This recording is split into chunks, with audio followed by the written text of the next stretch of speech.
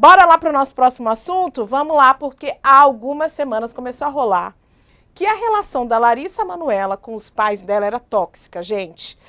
Começaram a falar que ela tinha rompido os laços com eles e que eles eram narcisistas. A atriz, ela preferiu não comentar essa situação, só que os pais fizeram uma carta e enviaram para o programa Fofocalizando do SBT. E nela, eles estão desmentindo problemas na relação com a filha, dizem que sempre fizeram tudo para o bem dela, mas no final acabam deixando subentendido que eles não se falam mais. A gente não sabe exatamente o que aconteceu com essa família, mas pais narcisistas existem. E existem sim aos montes. A gente fez uma enquete, né, gente, na lista de transmissão da nossa editora-chefe no Instagram de Universa. Se você não está na lista, por favor, entre. E aí as seguidoras nos ajudaram a escolher um tema para o programa de hoje. E esse, pasmem, foi o tema sucesso de votos. Sema, conta pra gente, para todo esse pessoal aí que está interessado nesse assunto, como é que a gente identifica se os nossos pais são narcisistas?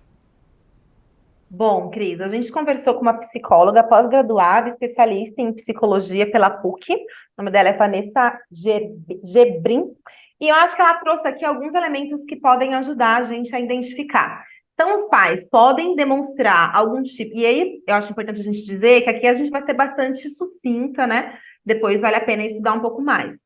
Mas as características de pais narcisistas podem estar entre essa necessidade de manipulação dos pais e a vontade, muitas vezes, de controlar aquilo que você deseja que a criança ou que a pessoa faça, ou seja, por exemplo, ela deu um exemplo que é bastante interessante, que uma mãe narcisista pode, por exemplo, ser ficcionada na aparência da filha e exigir que ela faça mais exercícios, ou que ela cuide mais, ou tentar controlar e dizer o que pode ser melhor para a filha. E se a filha, de repente, não atender tantas expectativas, vem uma certa punição. Então, aí, não tem tanto afeto, né? As reprovações constantes, tentar destruir a autoestima dessa criança de alguma forma. Então, essa tentativa de dominação, de controle, pensando principalmente nas suas próprios desejos, suas próprias necessidades,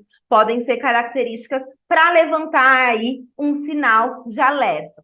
Esses pais, eles também têm sentimentos de inferioridade, podem incentivar esses sentimentos de inferioridade nas filhas, até porque aí também entra essa possibilidade do controle, né, Cris? Quando você consegue fazer com que alguém se sinta inferior ou mais fragilizado, essa possibilidade do controle, ela aumenta bastante. Chantagem emocional é uma outra característica que a gente precisa ficar alerta, né? Essa necessidade de comparar filhos ou de comparar você com outras pessoas, tentando te inferiorizar, essa necessidade de fazer com que você se sinta culpada ou culpado por algo que aconteceu com o seu pai, com esse pai ou com a sua mãe, que pode ter esse tipo de transtorno. Então, esses são alguns sinais que a gente pode usar para ficar alerta, mas é uma característica bastante complexa que a gente precisa estudar com mais profundidade, mas esses são alguns sinais de alerta que a gente pode trazer agora. Semaia, eu que estou estudando aqui com profundidade todas essas características, porque eu sou mãe, né, gente, de um adolescente. E aí eu fico preocupada se às vezes eu não estou passando do limite com esse menino, gente. Ave Maria, tudo que eu faço é por amor, né? Eu tenho essa autoanálise, né? Só que ser mãe, ser pai, não é fácil. E às vezes, uma das coisas que acontecia comigo lá em casa, esse controle, ele vem de uma forma amorosa, sabe? Do tipo, se você fosse mais magra, você seria tão bonita. Olha como é tão bonita a sua prima, a sua amiga que é mais magra. São relações que acabam criando aí um ambiente muito tóxico. E esses filhos vão vivendo cheios de culpa, como a Semaia falou, o que é o reflexo de uma manipulação que a gente está sofrendo, né? Porque eu sou mãe, mas eu também fui filha, em algum momento a minha mãe também agiu comigo assim, e não é que a gente vai agora dizer que todos os pais são tóxicos, mas existe um alerta, porque a gente precisa falar de traumas. Haja terapia, Cris Fibe. Tem como é que a gente É, sair desse buraco da relação que só faz mal para todo mundo? Ai, meu Deus do céu. Me dá uma luz, Cris.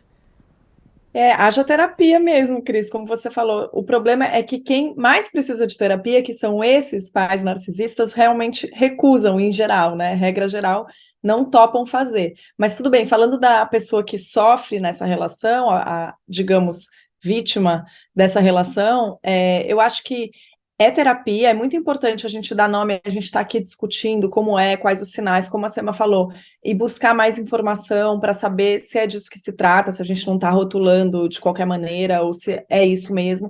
Porque, Cris, é importante saber até como para você cortar essa relação de dependência, para você fortalecer a sua autoestima, né? A Vanessa, com quem a gente conversou, fala isso. Em alguns casos, quando a relação está muito prejudicial, tem que cortar o mal pela raiz, ou seja, tem que se afastar às vezes é a melhor forma, mesmo sendo de pessoas tão queridas, tem que avaliar, botar isso na balança, né? Dá para lidar com isso apenas aprendendo a falar não, né? Colocando limites na outra pessoa, isso geralmente depois que a gente é adulto, né, Cris? Porque quando a gente é dependente também financeiramente daquelas pessoas, não dá para fazer isso.